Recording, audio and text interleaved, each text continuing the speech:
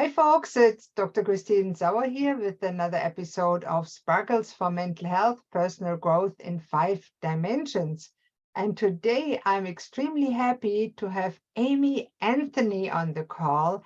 Amy Anthony is a certified clinical aromatherapist and aromatic gardener.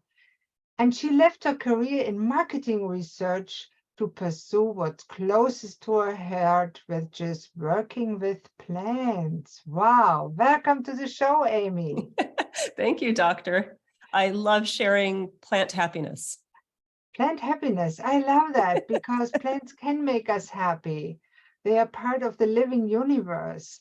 Now, tell us about how did you get to pivot from marketing to being an aromatherapist? What's your story? It's fun. I think this will resonate with several people. So I grew up in the Hudson Valley of New York State, and my mom is a plant person, and her mom was one. So from a young age, she had me outside weeding, because we know when you're a gardener, that's basically what you do is you weed. I was just outside playing. I was always outside and with plants. And I'll give the short version of this, but like when I was 15 years old, we moved across the state to Western New York. And one way I found solace was to be by Lake Chautauqua on the water and to be outside in the garden. And I was 15 years old and trying to learn Latin binomials, learning herbs. I planted an herb garden. So you see, like this is just part of my life. And I was miserable because we moved, when I was 15, and I was desperate to get back to the East Coast. And I was like, I'm going to move to New York City where the art is. And I got my degree in marketing and business degree, and I got the job. I had to support myself. I'm an independent woman, all that. And I did that for a long time, long enough, and I loved it, but I was always ungrounded and I was wanting. And I needed nature. I always needed plants. So the oils found me. That's how I say it. They found me, and I really paid attention to them, started to pay attention in 2012. I was like, what are these essential oils? Wow. And I was curious, I'm left brain, right brain, it's like, what are they? How do they work? And I was just buying books, and I said, I need to become certified. And I quit my corporate job around this time, and I was just obsessed. And I found lucky that the universe said, okay, there's a school that opened 3 blocks from me called the New York Institute of Aromatherapy that offered in-person certification. So I became double certified, and I was asked to teach also because I did well. And my corporate background gave me, I could public speak and all that. And put data together nicely. And this is it. The plants found me. Like I live in New York City to this day. I also spend time at Long Island. And how do you find connection to nature? And essential oils are one way.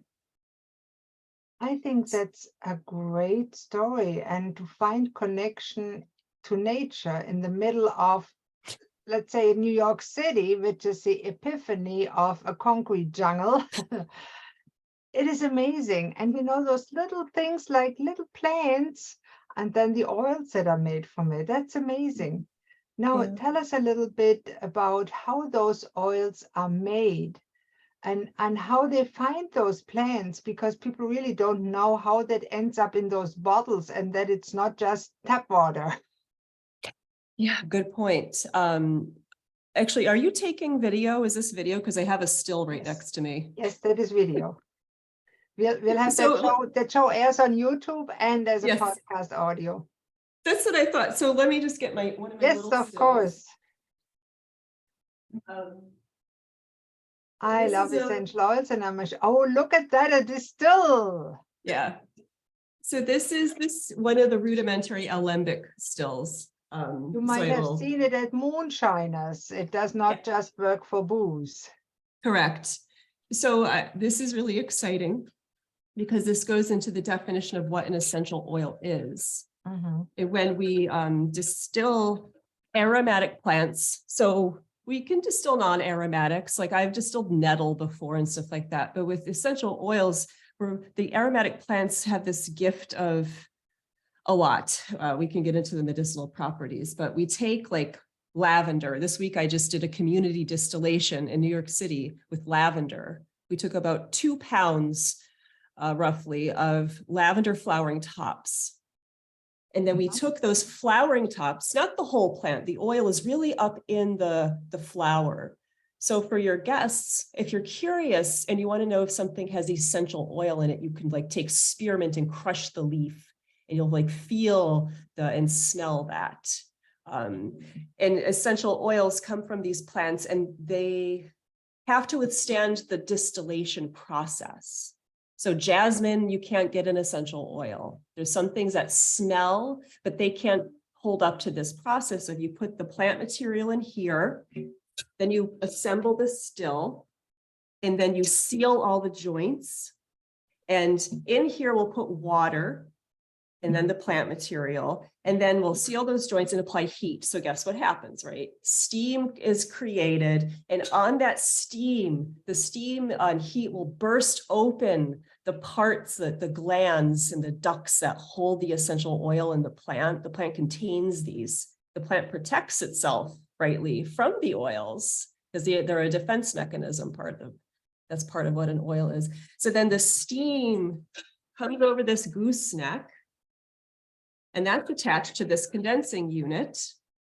And then how does the oil get separated from, the steam? What happens is you have this coil, this serpentine coil that the steam goes through. And in this part, there's a water bath cooling this. So when that hot steam gets shocked by that cold, the essential oil separates. So we get this oil that floats on top generally, like clove goes to the bottom and stuff, but goes on top. And then there's also this fabulous water called hydrosol, or the hydrolat, which is forever changed water, which has its own properties. So people might wonder, what is that, Amy? And my response is always, do you know what rose water is? And people say, yes. So that's the forever changed water when rose is distilled.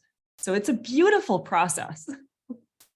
I really can feel your excitement, your admiration of that process and the plants, and how we really distill the essence of what the plant stands for and put it into a little bottle. Yeah. So now it comes in different brands, and you already told me that you are not brand specific. Mm-hmm. So are there differences when you go to the supermarket and look, or drugstore, health food store, when it comes to essential oils? Where should somebody look for it? That's a great question, and it's not fair to give this answer, but it is the answer I give. You have to do the work, and if you can afford it, spend the money to do a compare and contrast. Because if you can get your hands on an artisanally distilled essential oil, it could make you cry in a good way. It will touch you. And when you smell those oils, let me backtrack. Let's say you go to the drugstore and you can get a perfectly good oil. Let's say, and here in the United States, we have a brand called Now that you can find pretty available. And if you buy that, and then you can do a little digging on the internet and maybe find like an artisanal distiller in Canada or the US, and you could buy a sample of their oil. And all you have to do is sit down and smell the more generic, the more commercial brand, and then you smell that artisanal, and you can smell the love, because it goes back to the plant and where did it grow, where its needs tended to. Many essential oil bearing plants thrive on neglect. That's part of their thing. How was it harvested? When people look to distill oils for production, they have a production quota. They want to get as much oil out as possible. So when you know that you could get oil between 30 minutes and 90 minutes, but then there's poetry after that, someone that's distilling for production will pump out that oil and treat it harshly. Maybe the heat's a little too, it's high. It's not lovingly coaxed out. So, you pick your battles. Yes, you can go buy the lavender from the drugstore. It's going to be perfectly fine. But will it have that poetry? No. Yeah, coming from Germany, where homeopathy is still very prevalent, and I know it's also in North America, and the love that goes into a product, the energy, although we don't know what it is yet or never, I don't know.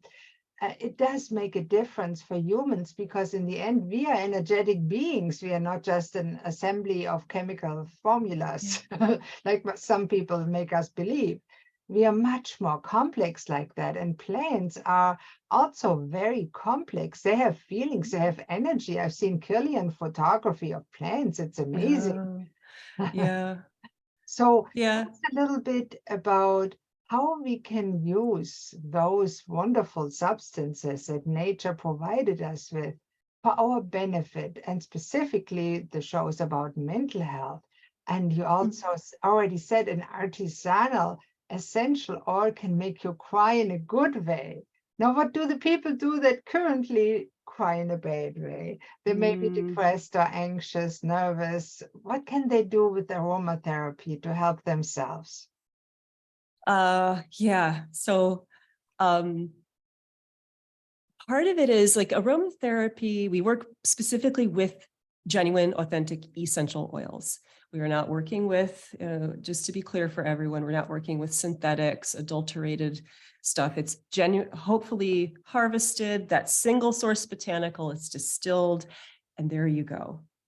So even though we can with aromatherapy work topically, it's often through massage, or we can get into working with aches and pains and really physical ailments, I find, and I've learned over the years especially, olfactory aromatherapy is where it's at for emotions and working with the whole person. And that honors the plants, because when we are distilling, we are taking hundreds or kilos of plant material and we are distilling that to this highly concentrated, tiny bit of essential oil we get out of all of that biomass that's collected and distilled, and we just get that little bit of oil. So to honor that, less is more. So many people diffuse essential oils, which is fine, but I am a proponent of keeping it really personal. And regardless of the oil, we can get into some greatest hits, but olfactory aromatherapy, smell from the bottle, put on a cotton pad. Something I just started doing that I learned from an artist friend, their name is Chokra, to give them some credit. They're from the UAE. Take a little string, like a cotton string or twine, and put 1 drop of oil on it, or a blend, because I like to blend. And then you tie that string on your wrist, and then you could Oh, smell it. Easy, because often I'll say take a cotton pad, but then they're like, what do I do with that, Amy? Well, you could put it in your pocket, but I like the string. This is something I just started. I gave out to a community workshop last week, and I volunteered for over 10 years at a soup kitchen for every Thursday. I was giving that out to guests on a string. People are very receptive. But so smelling is very powerful, or diluted and putting in a roller ball. People have probably seen the roller ball. I'm a fan of that. Or the aromatic spritzer, a spray bottle with uh-huh. essential oils. So, but smelling, I could pause, I could go on forever. You So if know, you, I just have to say something. As a neuroscientist, I've learned one thing, that the sense of smell is one of the most basic and most archaic senses in evolution. And it's the only sense where the nerves go directly to the limbic system without any ganglia, without any translation in between. yeah, So smell influences your emotions directly. yes, And that may be one of the mechanisms why essential oils are still so popular, although conventional science says it's just, I don't know what they're saying. I forget about that because I don't want to smear them. They don't know much about it. But I love that you do. And I want to know more about how they work. I mean, many people know, oh, when you can't sleep, just put a little lavender on your pillow. Does it work? it does. And on that note, I just have to say this to share. It's really important. if you do hear, let's say a genuine, authentic lavandula angustifolia is great. 1 or 2 drops on your pillow or a spray mist is nice. But sometimes it can have the adverse effect on somebody depending on their neurology. And also more doesn't mean better. More essential oil could be really irritating. I'll say it like clogs you up. It could be incredibly overpowering. But another thing is if someone says lavender is the way to go and you had a memory association with that and you're not ready to work through that, don't go to the lavender. There are so many other beautiful oils to help with sleep. So I want to share that with your listeners because that's important. Because if someone says, I heard lavender works, but it's not working for me, guess what? That's okay, because we're all different. But something I think is important that you already touched on is I call it the 5-layer cake of essential oils and how we work with them. And we do, smell is the most basic sense. It's so chemical based and it touches and works intimately with our neuroreceptors. But also we're getting more research thanks to cannabis, which is terpene based, and the essential oils are terpene based. We know that when we're breathing these in, we breathe them and they go into our bloodstream through our lungs. And we know we have the direct connection to the limbic system and like basic raw emotions, memory. And also there's more research in that some of these components can bind near receptor sites and influence neurotransmitters. And I saw some research recently that like Roman chamomile works with oxytocin. Interesting, right? So because these are so small, they are so influential that they, again, like I said, bloodstream, there's neurotransmission physically, like with the neurotransmitters. And I learned in school, like they potentiate neurotransmission because we still don't really know. We know about that much of brine saints, and there's so much I can't even get high enough with my arms. Yeah. We know a tiny percentage, if even that. We think we know so much, but in our reality, we know nothing. You know what my mother always said? To know how little you know, you have to be pretty smart. Yes. Thank you, Mom. God love her. Yeah, God love her. But the thing, if people find this frustrating, because a lot of people still think essential oils are woo-woo in some sense, but I've learned, thanks to my great teachers and through self-teaching, sit with the oil and smell it. Or you can start this way. Roman chamomile essential oil is very sedative for most people. It's like someone comes and mom comes and puts a blanket over you, like a big cottony blanket. And you're just like, oh, okay, time to sleep. So one thing you could do is brew a cup of Roman chamomile tea, not the German, because German's calming, but not as sedative.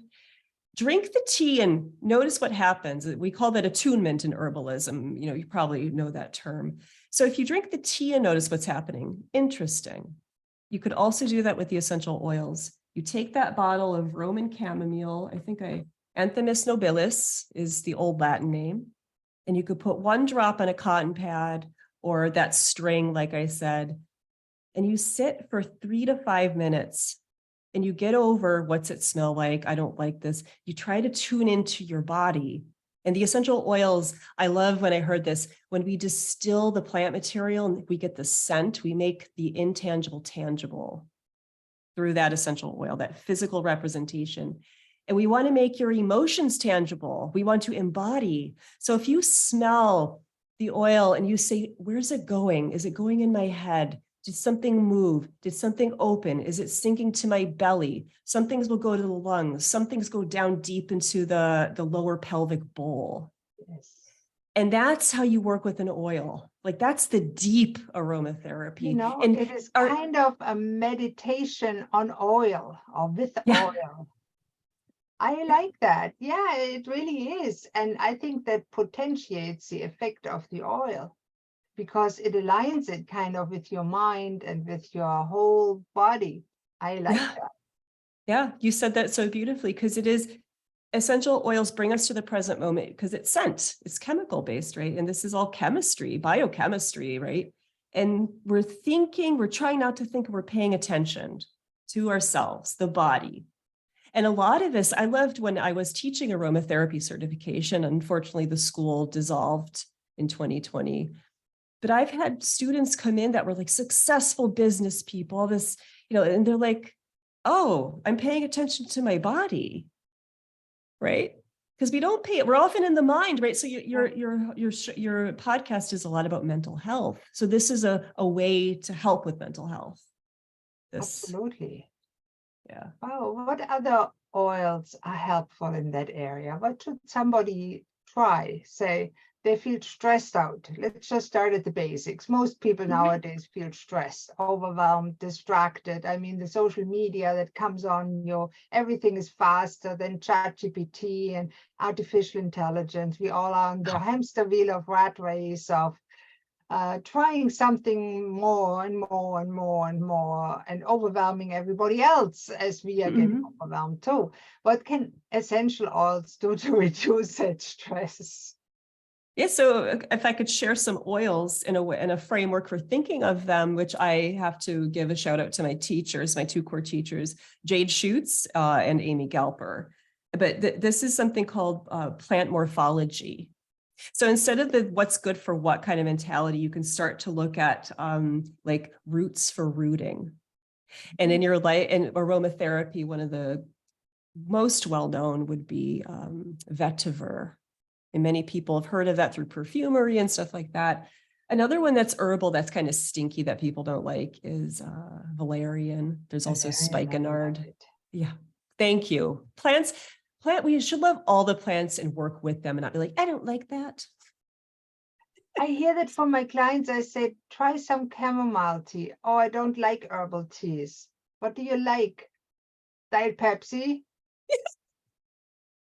I like it too. I still drink herbal tea. Yeah. You can train your brain to love the things that love you back. So yeah, maybe that would be a better approach. Thanks for saying that. But yeah, it's like give the plant a chance and take its chemical messages and how they resonate with you. But so that like rooting, grounding oils, a lot of the roots, one thing that's interesting, I pulled out from my collection, ginger. Ginger is very fortifying. It's a classic, one of the oldest plants in medicine, dare I say, that was traded around the world. Ginger can be incredibly stabilizing and fortifying, and you can smell it. And my hint, try to get fresh ginger, not the dry ginger that's distilled. It's a different animal. But that can be motivating and grounding at the same time. The vetiver root oil, it even in India, the root itself is worked within the hot months to cool and create screens. And when I smell it, when I'm presenting and I'll have oil vetiver to share with people, I will smell the vetiver and it grounds me on the spot. It centers me and it really calms me down through smell. It's really powerful. I was talking about plant morphology, but I mean, there's so many ways you can go, like flowers, the essential oils from flowers. If you need that heart-centered nature, which actually can go into sensuality and supporting your sensual self, and you need a bit of elation, jasmine is a classic. Neroli, that's from the bitter orange tree, the orange flower. Lots of research on anti-anxiety, depression, working with it, and through scent. Ylang, which is similar to jasmine. It's much more affordable.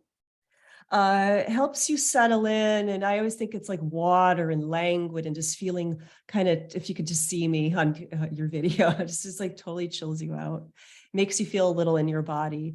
And I'm giving a bunch of different oils. And some people might say, that's not for me. And guess what? That's fine. You're going to find another oil. So it's helpful if you can go to a store or get a place to sample these in some way. If you live in especially a metropolitan area, to smell them and be like, I want to get to know you more. But I want to share, to make it real easy, citrus. Most people can really get help from lemon, grapefruit, mandarin, lime. And many people resonate with those and bring smiles to their faces. And the oils are generally, like, especially lemon and lime, energizing. Mandarin can be a little sedative, just slightly, really great with children because it's such a gentle oil. But the citruses are fabulous. I mean, there's so many more oils. You're in Canada, I'm in the New York area. The conifer trees, those terrible fires that have been happening, but hemlock, spruce, Scots pine, uplifting, opening, expansive, and helps with breath. So there's so many oils. It's just kind of exploring. And there's so many more to share, like 2 more. I just have to share this. Like foundational grounding, or balancing oils. If you want to be even Steven. Yeah. Rose geranium is a classic. Pelargonium graveolens is one of the more common ones, the Latin name. And I find Palmarosa, Symphopogon martinii, that's related to lemongrass. I find those to be incredibly even Steven oils. Kind of brings you to a balance. They're not sleepy. They don't bring you up to a high like peppermint might or lemon. They're like, and cedarwood too is another even Steven oil. Oh, I can see you teach a whole course about it. You know so much about that topic. I think most people that talk about that topic do not know a percentage of what you know, and that wealth of knowledge, of course, reflects in your services. Now, let me ask you before we get there, why do you really think that people live these days so stressed, overwhelmed, and feeling sad and alone? And how can we help with essential oils, aromatherapy? But that's a really, I'll say it's a personal question. It's a cultural question, because I look at my family and, I grew up with just my parents moved away because for a job. My dad got a great job, and it was my parents and my sister and I. We were kind of isolated. You had to like find a new community. I was 3 years old at the time, but that is something our culture has it. So we're always moving around for the job and the money. And like we're lacking community. And years ago, there was a book written called Bowling Alone that was really influential in the 90s. I think that was already noticing culturally, what are we doing? We've lost our associations. We've lost our affiliations. So how do we find that? And essential oils can be a way. So maybe you can find a community garden or find a group of like-minded people to be with plants and start to get, maybe it's cooking, but how can you find connection? And the plants are a way to connect. And maybe that's a way, because we as humans need humans. And I'm an introvert. I'm a big introvert. I do so well alone, but I know I need to connect with people in some way. And the oils help me do that. But I think I answered your question. It's a fundamental belief. I look at my family and the way we have operated, and everyone's moving around.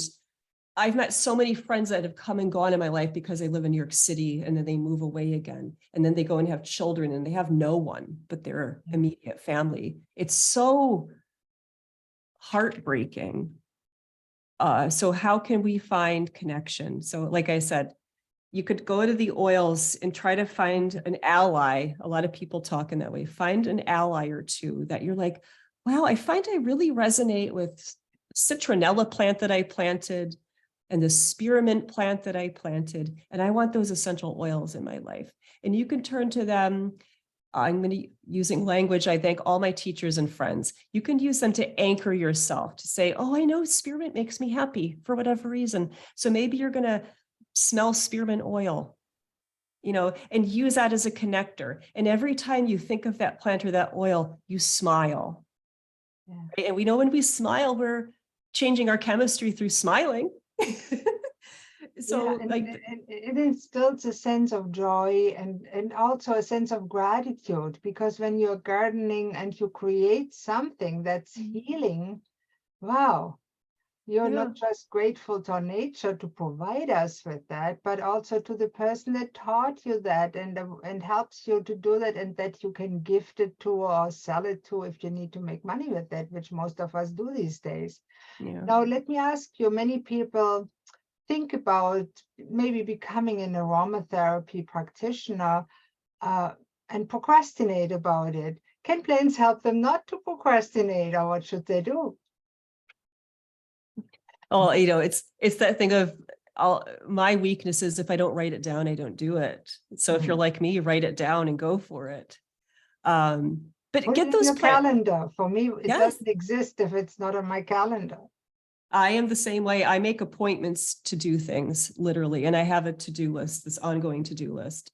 But I hope my excitement's contagious. If you can get excited about a plant, and I have to give a shout out to a book that I try to share as much as possible. If you're interested in aromatherapy and want to learn more, I have to give a shout out to in Canada. There's a CFA, Canadian Federation of Aromatherapists. You could go to their website, look for aromatherapy practitioners by you, usage guidelines, schools that the CFA supports, because the CFA will create guidelines that, and if you want to register with the CFA, you need to teach what the CFA says. This is the standard. In the United States, we have the National Association for Holistic Aromatherapy. You can go on there and get which schools are affiliated with NAHA. What are their education standards? I currently am the New York State representative for the Alliance of International Aromatherapists. So we have friends, we try to be very global within that. So that's just 3 organizations that are people that care about aromatherapy. They set the standards. We want to elevate this practice. Please go to those websites. They are a resource. See, I could just talk and share so much. No, I think to refocus that, because you're such a great resource on that topic. If somebody says, wow, I like what Amy says, she knows her thing, and I like her way to approach aromatherapy generally. How can they find you, or what can they do with you, together with you? Oh, thank you. Again, I'm an introvert, so it's hard to toot your own horn, but please find my website, nycaromatica.com. I have several free and pay what you wish classes. I'm always trying to add to that content of how to diffuse essential oils, how to make an herbal oil, how to make an herbal tea, because that's all part of aromatherapy. I have a class on the lavenders and lavender essential oil. So I have free videos, I call them plant talk, get to know a plant with me out in Long Island with my garden, and I share poetry. I also have a podcast, Essential Aromatica. But if you want to get in the weeds with me, I do offer one-on-one. I do it virtually, but I prefer in person. I give one-on-one education if you want to sign up with me. And I do only, honestly, I really prefer in person because the oils are so visceral. I do one-on-one send it to my aromatherapy. camera. I would. Everybody who listens, please smell your microphone, smell your headphone. But again, I offer private education. I don't offer certification. I see myself as a stepping stone. If you're like, I'm curious, I'm your stepping stone. But I do one-on-one private hourly sessions. You can sign up with me, or yeah, I think for somebody that struggles with a certain issue and wants to try aromatherapy and does really have no idea which plant would be suitable, so they could go to your website and say, hey, let's have a look, if book a session with Amy and see if she can help me how to get started right, so I don't waste my money on 200 different aromatherapy things when I really only have to try maybe 5 or 6 to get to one that I really like and that actually helps me. Yeah, thanks for saying that. And I'm going to quote an American herbalist named James Green, but many herbalists will say this: if you can know 10 plants really well, that's all you need. And I'm a proponent of the world has its aromatics. Just because we know frankincense is so special, it doesn't mean we have to work with frankincense. I like to work, I'm getting to know Eastern red cedar really well. That's a lifelong journey. There's a native here called sweet fern that grows in this like Connecticut coastal area up into Canada, actually. It might be growing by you. Beautiful aromatic that I've been working with. So nature provides us what we need. So I'm on a tangent, but yes, you can find 5 oils that can align with you. No, that's wonderful. Well, thank you so much, Amy, for being on the show. It was a pleasure to tap into your wealth of knowledge and show, bring it a little bit closer to my audience that mental health is not just something that you address with talk, but there's actually tangible natural resources like essential oils that can really make a difference if you use them the right way. And I love that you help bring that to the world. So thank you. Thank you very much. Thank you, doctor. This is really nice to spend time with you. Thanks for having me. Thank you very much. And make sure I will put your links under the video and in the show notes, of course. And this was another episode of Sparkle for Mental Health. Make sure to subscribe and tune in to the next episode. Bye-bye. When you combine modern science, ancient wisdom, nature, experience, and love, magic happens. I'm Dr. Christine Sauer, physician, naturopath, coach, human. It feels like magic to my clients when their lives are transformed through the skills combination of natural and human sciences, ancient philosophies, and caring human-to-human interaction. Discover this kind of modern wizardry and let's prepare powerful healing potions together. Come and enter our wonderful world of wellness.